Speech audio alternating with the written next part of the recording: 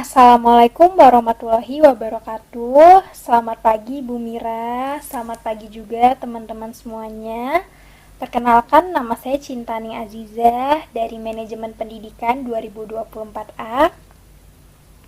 Pada kesempatan kali ini saya akan membahas materi mengenai gap penelitian, novelty, dan juga state of the art, yang mana materi ini cukup penting di dalam penulisan karya ilmiah. Oke, sebelumnya mohon izin untuk share screen PPT.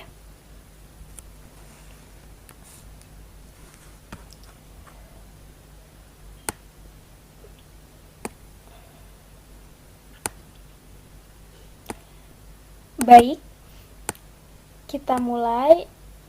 Gap penelitian, novelty, dan juga state of the art, penjelasan dan cara penulisan di dalam karya ilmiah oleh Cintaning Azizah, Manajemen Pendidikan 2024A. Oke, sebelum kita membahas lebih jauh, kita mulai kepada pendahuluan terlebih dahulu. Nah, teman-teman, di dalam penelitian kita itu tidak bisa asal meneliti. Kalau kita meneliti tanpa arah yang jelas, penelitian kita itu bisa saja hanya mengulang penelitian sebelumnya. Nah, makanya disinilah penting sekali kita untuk mencari gap penelitian, novelty, dan juga state of the art, karena ketiganya ini akan membantu kita untuk menentukan alasan, kebaruan, dan juga posisi penelitian yang kita lakukan.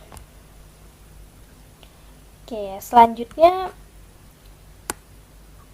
ke tujuan pembahasannya. Jadi pembahasan kali ini akan menjelaskan pengertian gap penelitian, lalu juga akan menjelaskan novelty penelitian, menjelaskan state of the art, dan juga menjelaskan pastinya cara menuliskannya di dalam karya ilmiah.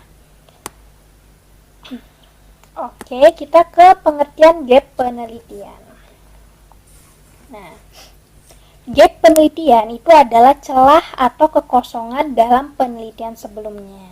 Perlu dipahami bahwa gap ini bukan kesalahan penelitian terdahulu. Jadi bukan kesalahan ya, tetapi bagian yang memang belum dibahas atau belum diteliti secara mendalam.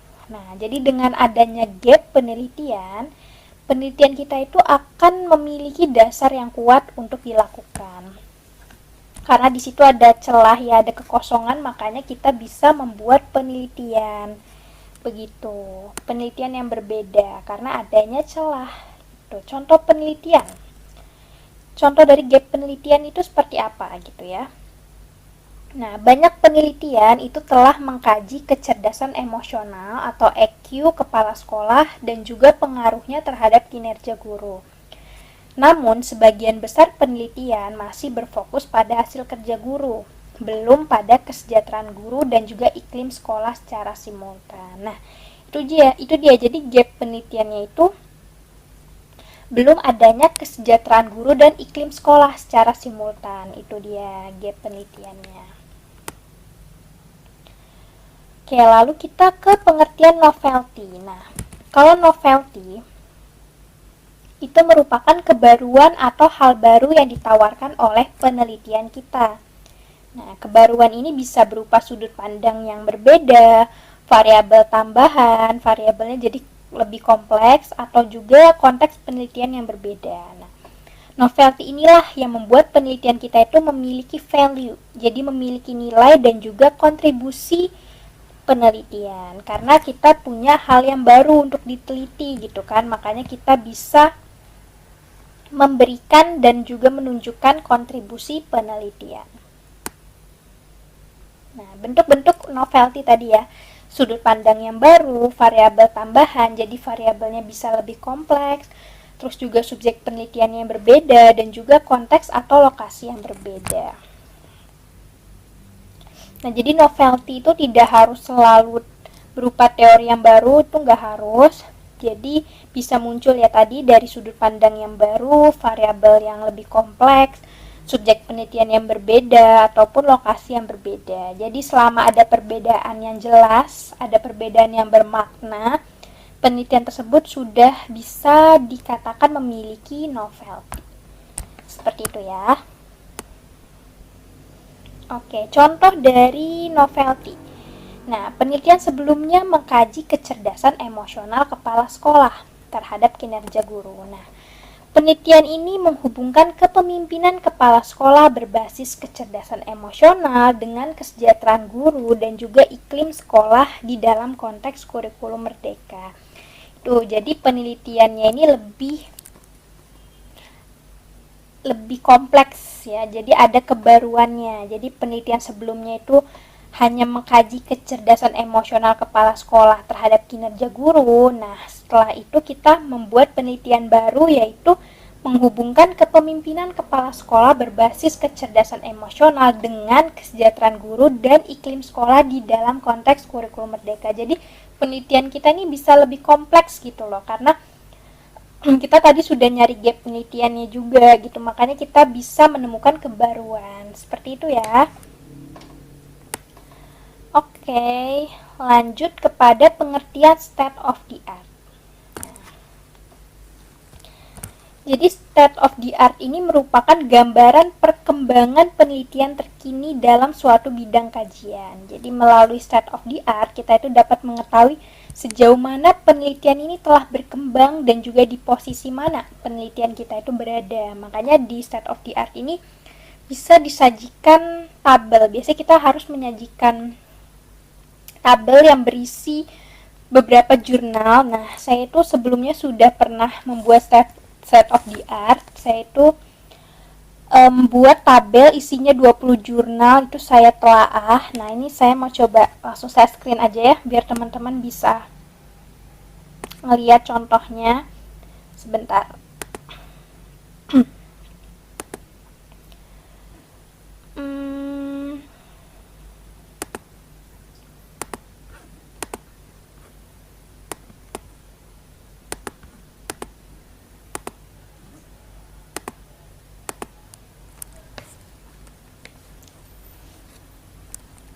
Nah, ini saya tuh sempat buat state of the art mengenai pengaruh kepemimpinan kepala sekolah berbasis kecerdasan emosional yang tadi saya bahas ya, terhadap kesejahteraan guru dan iklim sekolah pada era kurikulum merdeka. Kenapa saya ambil judul ini? Karena kebetulan kan saya memang dari manajemen pendidikan ya, prodinya. Nah, pastinya manajemen pendidikan ini membahas mengenai kepemimpinan kepala sekolah. Selain itu, saya itu juga suka belajar kecerdasan emosional. Saya itu suka belajar, makanya saya mengaitkan kepemimpinan kepala sekolah berbasis kecerdasan emosional terhadap kesejahteraan guru dan juga iklim sekolah pada era kurikulum merdeka. Itu alasan saya memilih judul ini dan juga memilih dan membahas penelitian ini. Oke. Nah, di sini saya analisis state of the art dari 20 artikel penelitian, teman-teman. Teman-teman bisa lihat. Nih, di sini saya lihat di sini ada masalahnya, motivasi guru menurun akibat kepemimpinan yang kaku. Lalu tujuan penelitiannya menjelaskan peran EQ kepala sekolah terhadap motivasi dan kedisiplinan. Lalu juga metodenya, di sini jurnal ini menggunakan kualitatif, kontribusinya menunjukkan pentingnya empati di dalam kepemimpinan. Domain aplikasinya lingkungan sekolah, khususnya dalam praktek kepemimpinan kepala sekolah. Dampaknya EQ meningkatkan motivasi dan disiplin. Simpulannya, kepemimpinan berempati berdampak positif. Nah, futur research-nya adalah perlunya model EQ kepala sekolah yang terukur. Nah, jadi dari 20 jurnal ini kita harus telaah masalahnya, tujuan penelitiannya, metodenya, kontribusinya, domain aplikasi, dampak, simpulan, dan juga futur research. Nah, ini sampai 20 jurnal ya, tujuannya biar kita tahu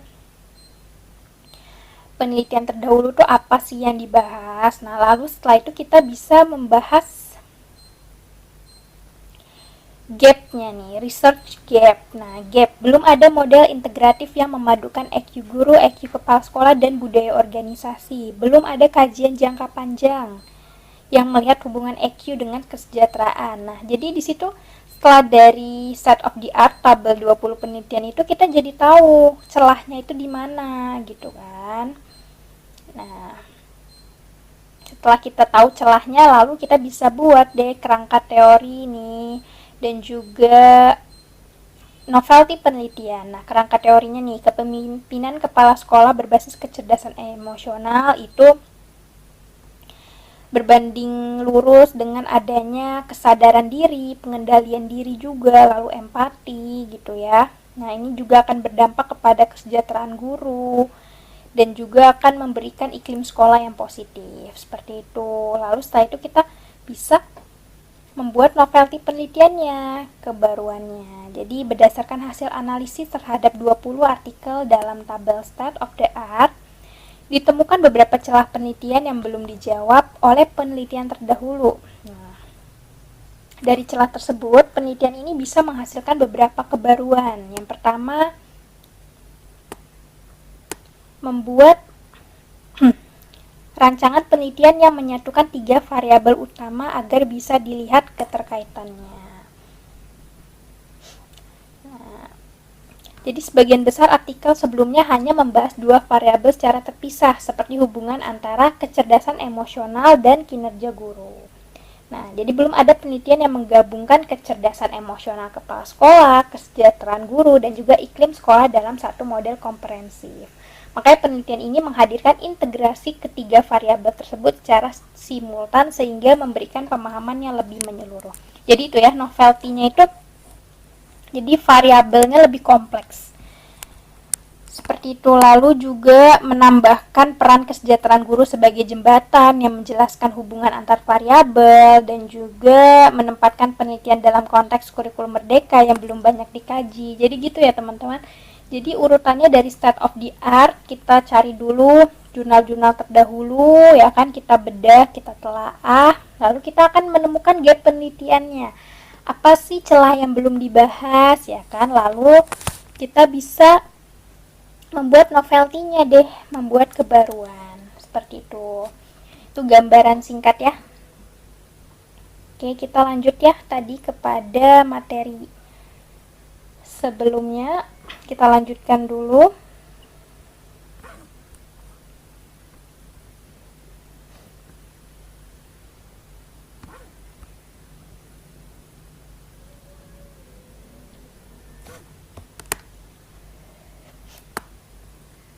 Nah, teman-teman tadi sudah melihat ya contoh dari state of the art yang sudah saya buat. Lalu kita bisa mengetahui fungsi dari state of the art. Jadi fungsinya pastinya kita akan mengetahui sejauh mana penelitian ini telah berkembang. Karena kita sudah melihat ya bahwa dari 20 jurnal itu kita bisa melihat penelitiannya itu sudah sejauh mana berkembangnya. Terus kita juga bisa menghindari pengulangan penelitian. Karena kita udah tahu yang dibahas itu ini gitu kan. Yang belum itu bisa kita bahas gitu. Lalu juga menentukan arah penelitian selanjutnya ya. Kita jadi tahu kebaruan yang bisa kita buat sebagai penelitian selanjutnya. Nah, hubungan gap, novelty, dan state of the art ya. Jadi ketiga konsep ini pastinya saling berkaitan. Penelitian itu dimulai dari state of the art untuk melihat perkembangan penelitiannya. Lalu dari situ kita bisa menemukan gap penelitian.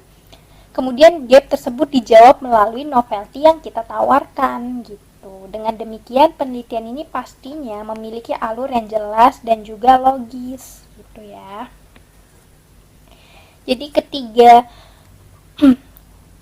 ini berkaitan ya. Jadi gap, novelty, dan state of the art ini saling berkaitan satu sama lain.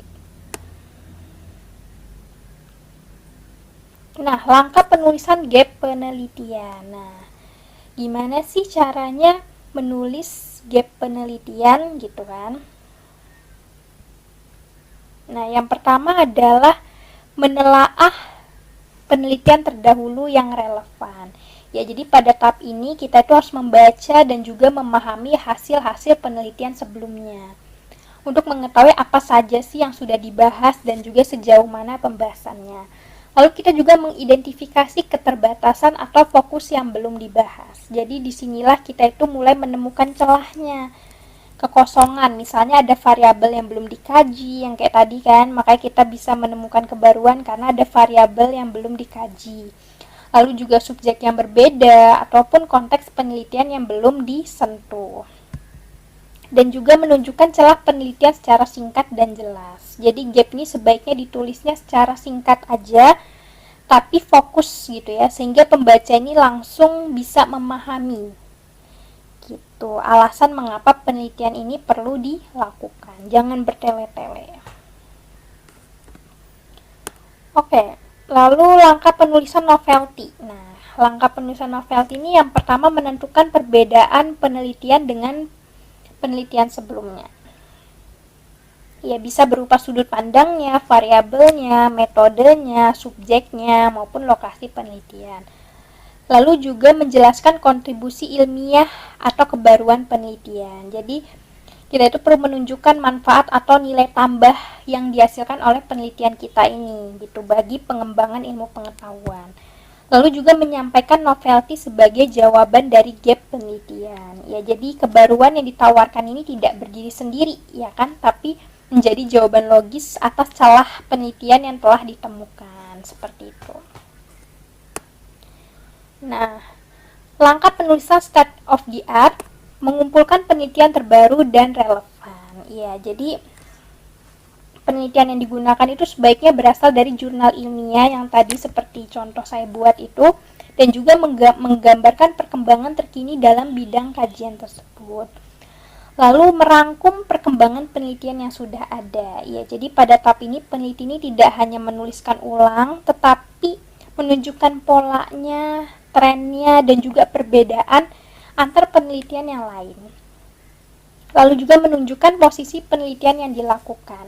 Ya, jadi peneliti ini menjelaskan secara jelas di mana letak penelitian ini dibandingkan penelitian sebelumnya, sehingga arah dan fokus dari penelitian ini dapat dipahami lebih baik gitu.